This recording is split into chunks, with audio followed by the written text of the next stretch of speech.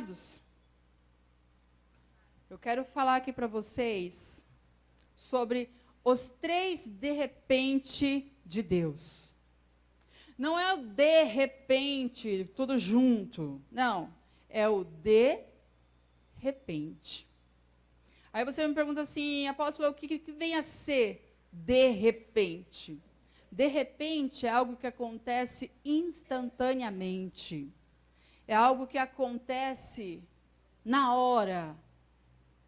É algo que acontece na hora exata, quando tem que acontecer. E coisa boa é viver o de repente de Deus, é ou não é verdade? E eu quero declarar desde já que o de repente do Senhor acontecerá sobre a tua vida, em nome de Jesus. Vamos à palavra do Senhor que diz assim: e cumprindo-se o dia de Pentecostes, estavam todos concordemente no mesmo lugar, todos reunidos no mesmo lugar. E, de repente, diga comigo, e o quê?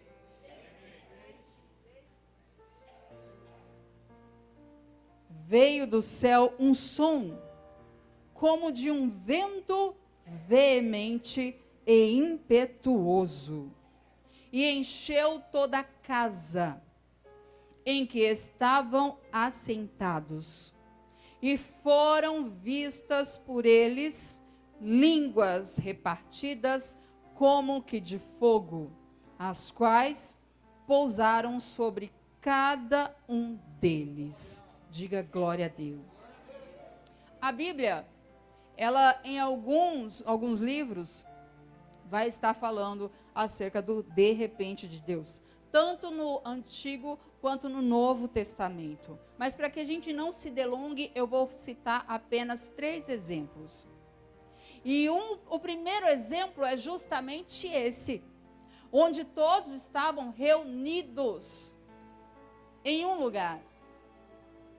Você sabe que antes da ascensão do Senhor, Jesus, ele apareceu para 500 dos seus discípulos, dos seus seguidores, e a ordem era que não saíssem de Jerusalém, permanecessem em Jerusalém, até que fossem revestidos do que, igreja?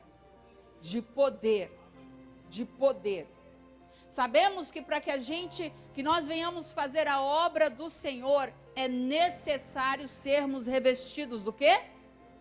Exatamente. Só que, nesse interim, muitos foram aqueles de 500, apenas 120 permaneceu. De 500 reunidos no cenáculo do templo, apenas 120 perseverou. De 500, apenas 120 ficaram. E eu já quero declarar uma coisa: não saia do lugar da promessa, permaneça no lugar da promessa, porque o de repente de Deus virá sobre a tua vida. Porque se você sair como esses 380 saíram e deixaram, perderam a oportunidade. Olha para a pessoa que está do seu lado e diga para ela assim: aconteça o que acontecer, não saia do lugar da promessa, porque o de repente de Deus na sua vida virá. A palavra do Senhor diz que não são os seus pensamentos os pensamentos de Deus. Não são os nossos pensamentos os pensamentos dele. Às vezes a gente pensa algo, mas o Senhor pensa melhor. Às vezes a gente deseja algo, mas o Senhor deseja algo muito melhor para nós. Muito mais duradouro, muito mais valioso, muito mais precioso. E o que é melhor? O passageiro ou o duradouro? O que é melhor? Uma bijuteria ou uma joia de valor? Então, permaneça no lugar da promessa. Diga para a pessoa que está do seu lado: uma promessa cumprida de repente. Foi o que aconteceu justamente em Atos capítulo 2. O Senhor prometeu e Ele cumpriu. Se Deus te prometeu, não se canse. Não se torne demasiadamente exausto, mas espere e confie no Senhor, porque Ele é fiel para cumprir o que te prometeu, em nome do Senhor Jesus. Glória a Deus. Vamos já pular para a segunda. O segundo de repente. O primeiro de repente é justamente uma promessa de Deus cumprida. O segundo de repente está em Atos dos Apóstolos, capítulo 16, do versículo 25 ao 26. Não precisa abrir, eu quero falar para você, quem não conhece. Paulo, logo quando ele estava fazendo a missão, ele foi para Lida, e naquele lugar havia uma mulher cujo precisava ser batizada com o Espírito Santo, precisava descer as águas, Lídia. E essa mulher, quando Paulo desce até o ribeiro, ela está lavando roupa, ela está juntamente com as outras mulheres, e enfim, quando ele aparece e começa a falar da palavra de Deus, então todas se alegram e ela se rende aos planos do Senhor para a vida dela. Ela decide descer as águas. E justamente nesse dia 30 desse mês teremos batismo nas águas. Lídias estarão descendo as águas nesse dia para a honra e glória do Senhor.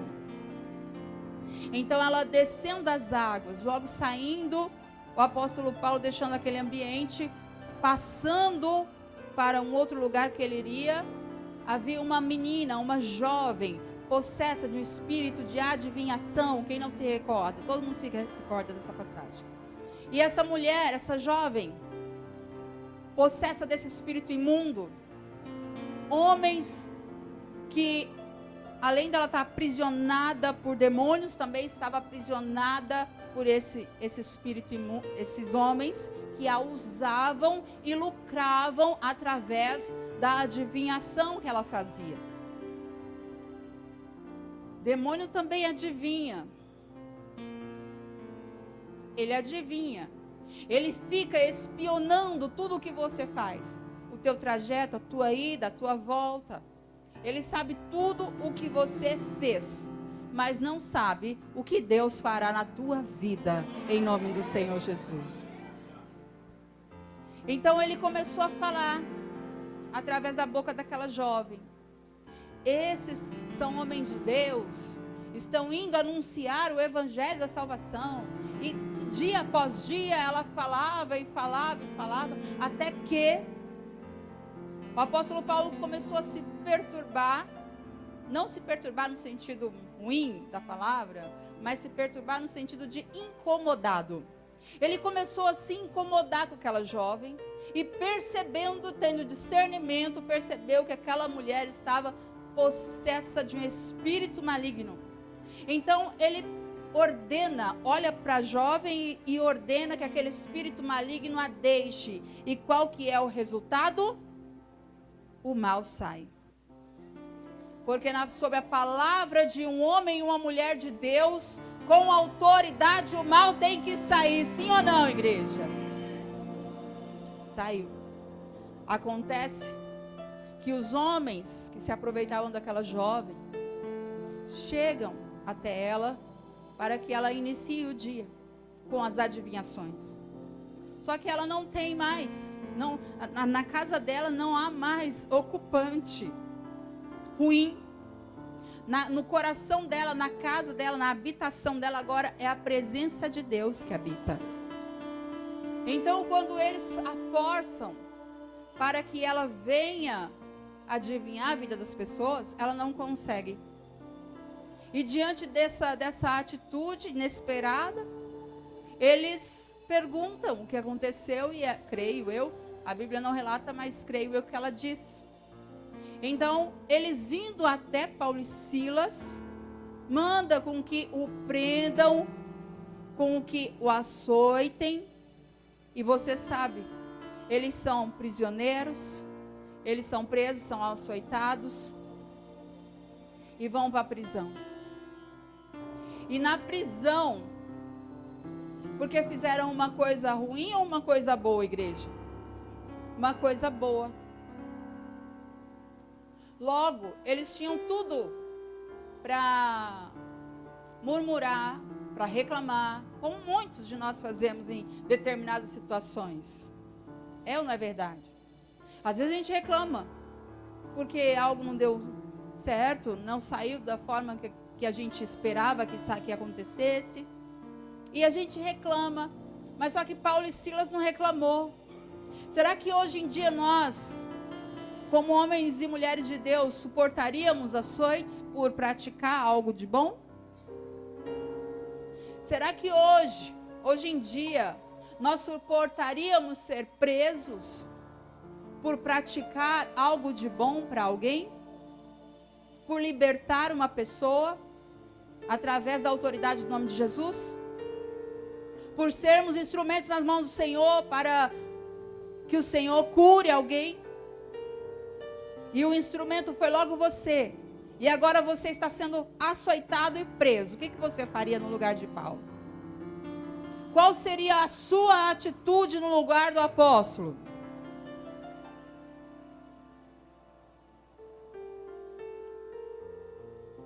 É muito fácil quando a gente fala, Senhor, usa-me. Mas só que para ser usado por Deus, primeiro precisa ser o que, igreja? Testado. Para ser usado é preciso ser testado. E muitas das vezes nos testes que o Senhor usa conosco, nas provas, a gente murmura, a gente reclama, a gente chora, a gente esperneia, a gente não quer passar pelo teste. E a palavra do Senhor vai dizer em Deuteronômio, se eu não me engano, capítulo 8, que o Senhor, ele vai dizer que o Senhor levou o povo de Israel para o deserto, justamente para serem provados, testados, para ver se realmente o coração deles estariam, de fato, totalmente voltado para Deus. Quem disse que o Senhor não testa? O Espírito Santo levou o Senhor Jesus, após o batismo nas águas, para onde, igreja? Para o deserto. Para quê?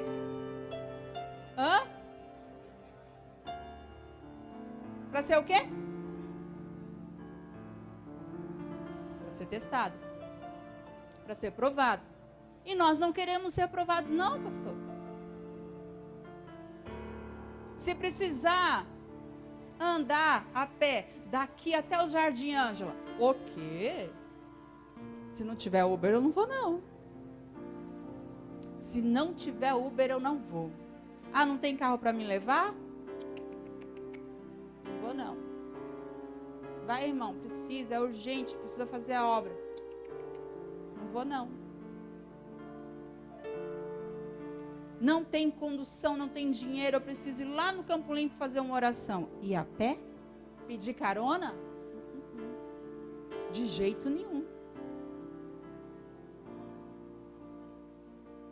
Hoje em dia as pessoas têm guarda-chuva, as pessoas têm Uber, as pessoas têm carro, as pessoas têm toda a facilidade do mundo para se locomover para lá e para cá, para fazer o ID do Senhor. Mas são poucos aqueles que se dispõem. E o Senhor, ele busca justamente aqueles que se dispõem. Deus não vai atrás de preguiçoso. Deus não conta com acomodado. Deus não conta com pessoas acomodadas. Eu sou acomodada e quero que Deus me use. Vou esperar deitada. Porque Deus não vai usar, não. Porque Ele quer que eu faça o quê? Me disponha. Ah, Senhor, usa a minha vida, gasta a minha vida em teu altar, mas eu não quero me dispor. Eu não quero ser testada. Eu não quero pagar preço. Eu não quero sacrificar nem renunciar. Eu quero libertação, mas eu quero assim, ó, um piscar de olhos. É desse jeito, é rápido, sem nenhum esforço. Queridos, para Deus usar é preciso renunciar. Para Deus usar é preciso passar pelo deserto para ser provado. Para ser usado é preciso ser testado. Deus vai testar. O Senhor testou a fidelidade de Jó, mesmo sabendo que o coração dele era reto diante dele. Mesmo assim permitiu que Satanás o tocasse. Às vezes a gente culpa o inimigo, a gente culpa Satanás por um monte de coisa. Mas a gente nunca olha para o nosso comodismo. Não, é tudo culpa dele, não é culpa minha não. Eu fico sentada, eu não quero fazer absolutamente nada, eu não quero orar, eu não quero me dispor, eu não quero ler a Bíblia, eu não quero jejuar. O quê? Jejum dá dor de cabeça. Jejum da azia. Não, tudo menos jejum. Porque jejum me dá mal-estar, me dá tontura, eu passo mal. Queridos, o jejum ele é para quê? Ele é para mortificar a nossa carne. É muito fácil a gente jejuar e não querer sentir absolutamente nada. Para de graça. Você vai jejuar e você vai matar essa carne sim.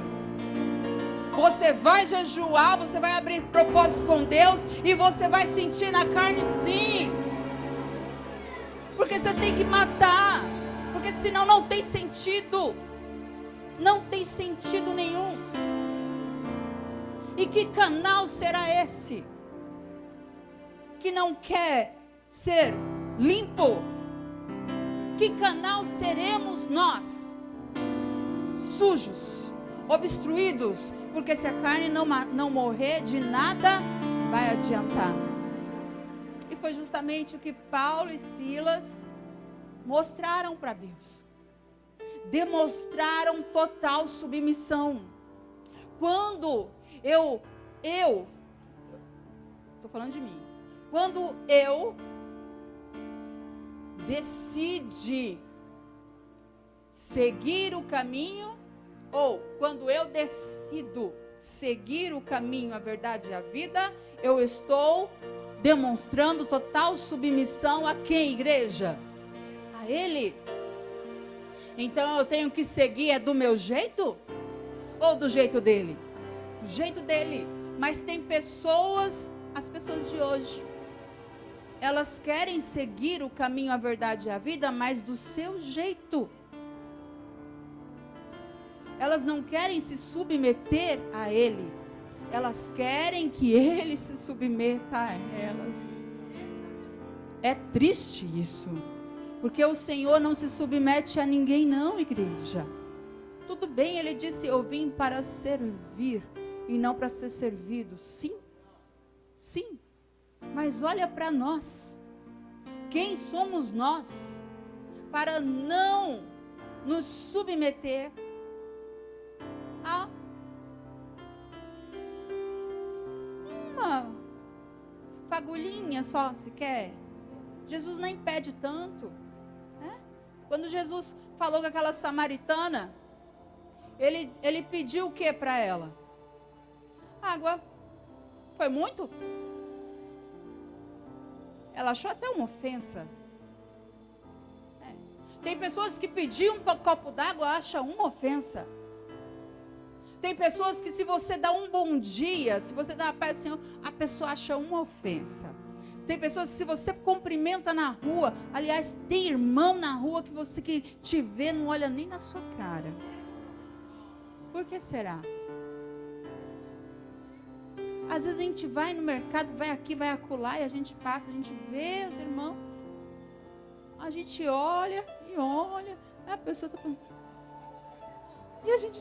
E a pessoa está fingindo que nem te viu, nem te cumprimenta. Mas que será que tem, né? Por que será? Só conhece na igreja, só conhece, né? Mas na rua não conhece? É estranho essas coisas, não é não?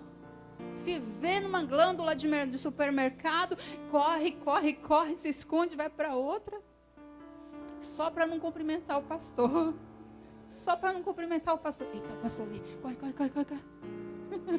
Quem já passou por isso? É estranho, né?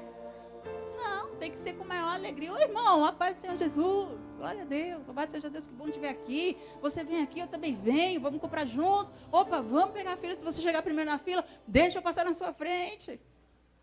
É ruim, hein? É ruim, hein? Fique atrás. Mas às vezes acontece isso, né? Não fingir que nem vou ver, que é para eu não estar na fila e ele querer passar na minha frente. Mas às vezes acontece dessas coisas. O apóstolo Paulo, ele morreu para a carne.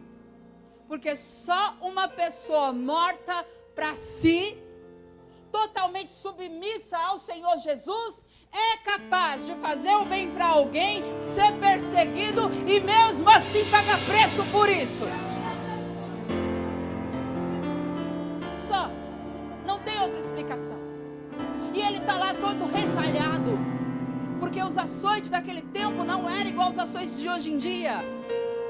E ele estava todo retalhado, estava sangrando. Acredito que as suas vestes já estavam grudando no seu couro, na sua pele, cheirando mal, devido ao tempo seco e quente. O sangue talhado e o que não estava escorrendo pelas costas, jogados em um buraco que era como se fosse uma cela úmida e mal cheirosa, e eles tinham tudo para reclamar, tinham tudo para murmurar, tinham tudo para falar: olha, fizemos o bem e olha o que estamos recebendo. Tem pessoas que fazem propósito com Deus só porque não recebeu o que pediu, reclama. Mas esquecem que o tempo de Deus é outro, não é o nosso. Aí reclama antecipadamente e lá na frente, pela misericórdia do Senhor, recebe melhor do que pediu. E a vergonha depois? Porque eu me envergonharia. Se eu peço algo para Deus, Senhor, me abençoa uma porta de emprego, Senhor, me abençoa uma porta de emprego. Aí Deus, demorou. Continuo desempregado. Vou me afastar da igreja, não vou mais não. Propósito, quero saber mais não. O que acontece? Não recebi? Então, não quero saber mais. Não vou buscar mais, não vou orar mais. Quero saber não. Eu vou e não recebo o que eu quero. Aí Deus vai, usa alguém para ligar para o fulano, para o ciclano, e diz: fulano, estou precisando de alguém qualificado igual você. Mas tem muitos aqui, mas eu quero você. Quanto que você quer ganhar? Fala aí. E você dá o salário, já querendo dispensar. Vou chutar alto aí, que é já para a pessoa dispensar. Aí, para tua surpresa, a pessoa vai e fala: aceito. Pode vir amanhã? Pode começar amanhã? Acontece ou não acontece isso, gente? Já ouvi inúmeros testemunhos assim. Sabe? Mas não que a pessoa reclamou, mas que Deus fez e deu além do que ela pediu. Então, antes da gente abrir a boca para reclamar, vamos parar e pensar: peraí, Deus, Ele falou que abriria a porta, Ele vai abrir.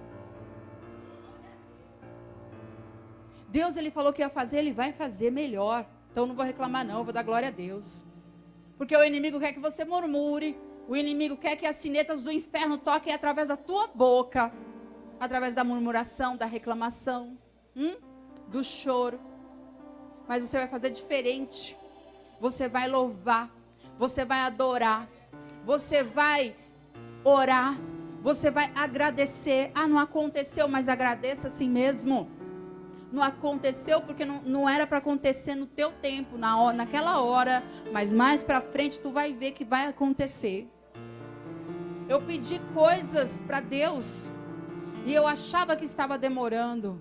E eu falava, ah, meu Senhor, mas por quê?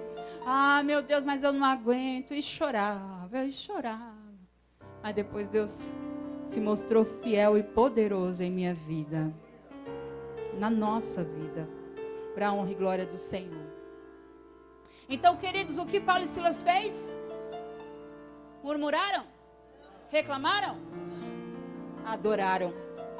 Eles adoraram. Mesmo perseguidos, adoraram. Mesmo na dor, louvaram. Seja na perseguição, adore. Seja na dor, louve. Porque Deus tem propósito e plano através da tua dor.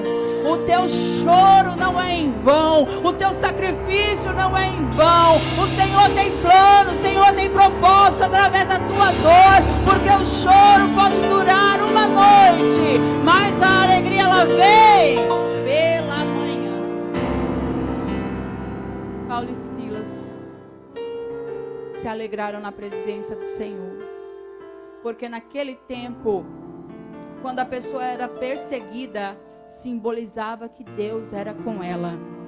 A perseguição era símbolo, a aflição, a perseguição era símbolo de alegria, de satisfação e de que Deus, você estava fazendo a coisa certa e que a recompensa celestial viria para a tua vida. Hoje em dia, a perseguição, a aflição, para alguns, simboliza ingratidão. Porque a pessoa já, em meio à perseguição, já não quer mais saber, vira as costas e vai embora. Acha que Deus se esqueceu dela. Acha que Deus se esqueceu dele. Acha que Deus olha para todo mundo, resolve o problema de todo mundo, menos o dele, menos o dela. Mas é aí que se engana. Porque a palavra do Senhor diz que perto da meia-noite, enquanto eles adoraram, enquanto eles louvavam, houve um terremoto. É tão satisfatório ler essa passagem, porque é difícil a gente idealizar na nossa mente, né? Que nós também podemos passar pela mesma situação, ou parecida. E será que na hora, no momento, iremos suportar? Você suportaria? Olha o silêncio. Não, Jesus, por ti eu morro, por ti. Não. Para de graça. Para de drama. Deixa eu ir no teu lugar. Não foi assim que Pedro falou? Deixa que eu morra no teu lugar. Quem te quer, Pedro? Eu, não é verdade? Ninguém te quer, não. Enfim. Será que a gente passaria?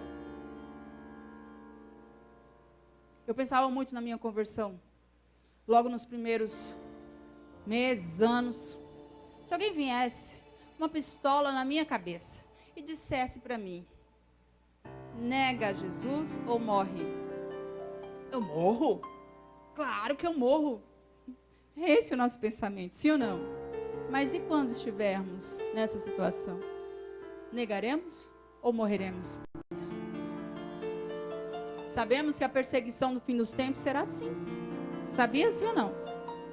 Os que ficarem durante a intensa tribulação, passará por isso.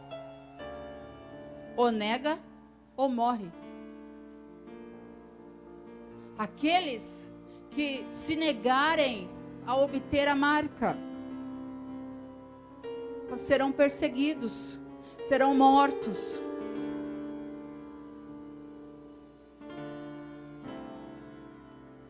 Paulo e Silas preferiram morrer, mas não negaram ao seu Deus. E o Senhor fez o quê? Entrou com provisão. Deu um terremoto. Os grilhões caíram por terra. As celas se abriram. Todas. Não foi somente a dele. Foram todas as celas se abriram. Todas. E eles viram a glória de Deus. Porque uma providência aconteceu de repente. E através daquele gesto de adoração, de louvar ao Senhor, eles ganharam uma alma para Jesus dentro daquela cela. Tem propósito na sua dor. Tem propósito no seu choro. Tem propósito no teu deserto. Deus tem propósito no teu deserto. E o de repente dele vai chegar para a tua vida. O de repente da provisão vai chegar. Em nome de Jesus. Diga: eu creio. Queridos. Terceiro e último. Está justamente em Atos, capítulo 22. Onde o apóstolo Paulo, ele vai diante do Sinédrio e ele vai testemunhar a sua conversão. E ele vai dizer que quando ele, Saulo, ia para Damasco, ele passava com fúria, com fogo nos olhos, em busca de prender os cristãos.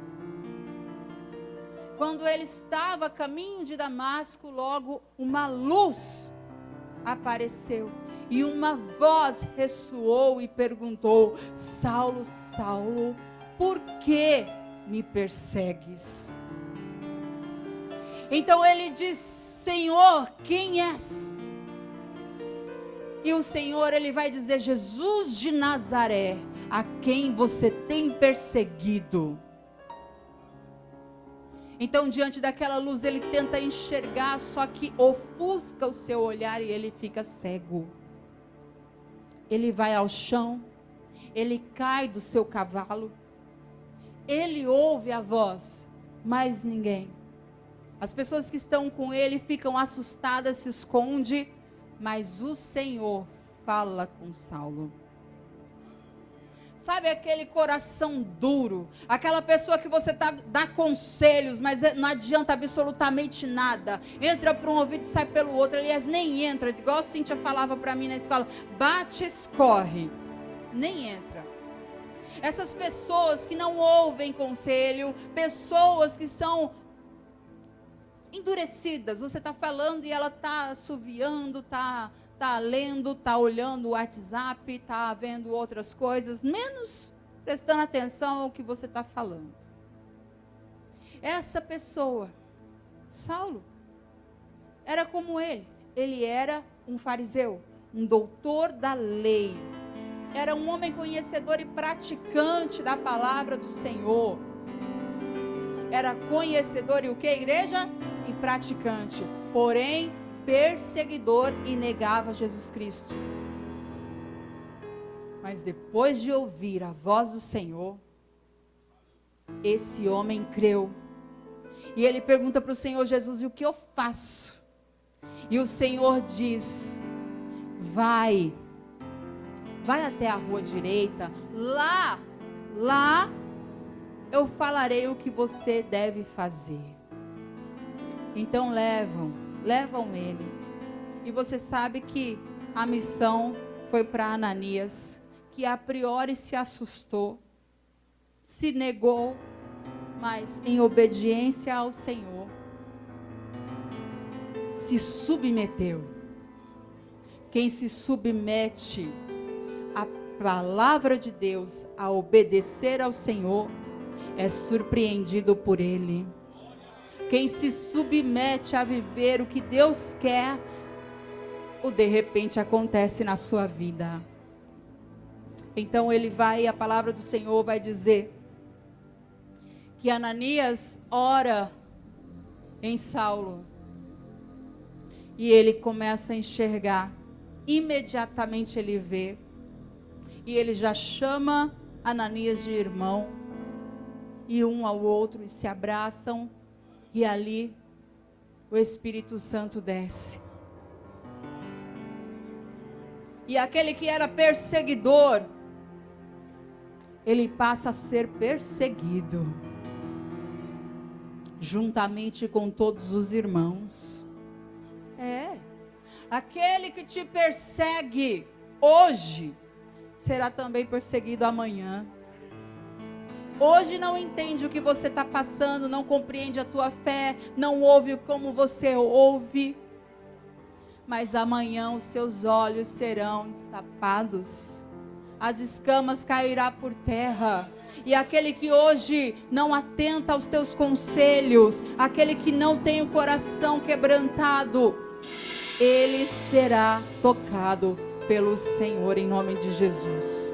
Porque não há coração duro, endurecido o suficiente que o Senhor não possa quebrantar. Então crê em nome do Senhor Jesus. A minha mãe, ela teve o coração dela quebrantado através de um propósito. E foi justamente o propósito do coração de pedra. Foi na última vez, no último dia, que eu dei uma martelada, eu falei, agora quebra.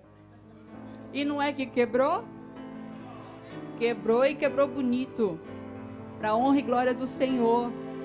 O Senhor quebrantou o coração dela e hoje é uma mulher apaixonada por Jesus. É uma mulher sedenta do Senhor, sedenta da palavra de Deus. É a diaconisa Lourdes. Louvado seja Deus pela vida da minha mãe.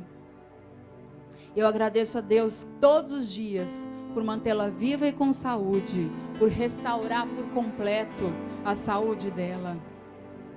E que Deus maravilhoso é esse nosso. Quando nos submetemos a Ele, Ele cuida dos mínimos detalhes em nossa vida.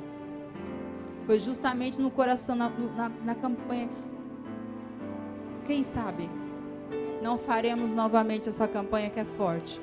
O coração de pedra. Você escreve o nome da pessoa no coração e depois você, no final da campanha, você quebra. Pô, a martelada. E o Senhor quebrantou para a honra e glória do Senhor.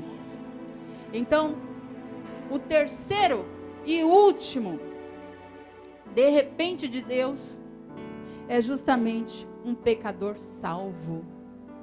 Saulo, que agora é Paulo, o irmão Paulo, o apóstolo Paulo, um vaso, um instrumento, um vaso escolhido nas mãos do Senhor.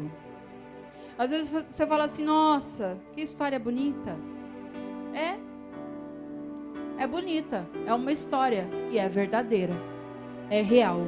E aconteceu na vida deles, também acontecerá na sua em nome do Senhor Jesus. O de repente de Deus vai acontecer. De repente, o marido é transformado. De repente, o filho é liberto. De repente, a porta de emprego se abre. De repente, aquele aumento acontece. O aumento de salário, a promoção. De repente, você é abençoado. De repente, você é batizado com o Espírito Santo. De repente, você é curado para a glória do Senhor. De repente, a família toda unida na presença de Deus. De repente, corações são quebrantados. De repente, toda a muralha, todo impedimento da tua vida cai por terra. De repente, aquilo que você sonhava e o teu coração desejava, o Senhor realiza para a glória de Deus. É de repente que as coisas acontecem. Mas precisamos o quê? Permanecer. Permanecer fiéis, permanecer firme. Lembra do primeiro de repente? O primeiro de repente foi justamente Lá numa salinha onde era para ter 500, ficou somente 120. Só 120 permaneceu, só 120 acreditou, só 120 deu ouvidos à palavra do Senhor e a promessa se cumpriu. Porque permaneceram. Então o primeiro de repente é uma promessa cumprida. O segundo, de repente, uma providência naquela cela, naquela prisão, porque eles permaneceram com o Senhor. E o terceiro, de repente, justamente, um pecador salvo para a glória de Deus. Você que recebe essa palavra em nome do Senhor Jesus, fique de pé, que eu quero orar por você. Em nome do Senhor Jesus Cristo. Coloque as